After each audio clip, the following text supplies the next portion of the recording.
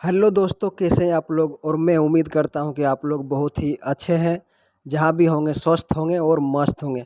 दोस्तों, बहुत ही बवाल सॉन्ग आ रहा है आशीष भैया का एक और, जो गाना लिखा है चिंटू राजा और म्यूजिक दिया है पप्पू भाई ने। और बहुत ही बवाल सॉन्ग है जो आने वाला है, दिल में डसलेंगे नगनिया। बहुत ही बवाल सैड सॉन्ग है ये। और भाई, इसका पोस्टर का तो लॉन्चिंग हो गया है 2 दिन पहले, लेकिन ये गाना कब आएगा उसका पता नहीं है। लेकिन हो सके जितना जल्दी गाना आएगा उतना जल्दी आप सभी को बताने की कोशिश करेंगे। और आप लोग वीडियो में बने रहिए बहुत ही। और जी हाँ दोस्तों, ये गाना आने वाला है सती म्यूजिक से यूट्यूब चैनल पे, और बहुत ही जल्द आने वाला है। जितना जल्दी हो सके आएगा आप सभी को हम बताने की कोशिश करेंगे।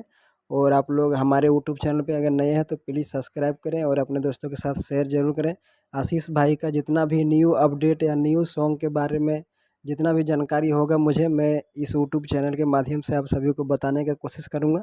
चलिए मिलते हैं अगली वीडियो में, तब तक आप सभी को जय हिंद जय भारत। जहाँ भी हैं स्वस्थ रहें और मस्त रहें।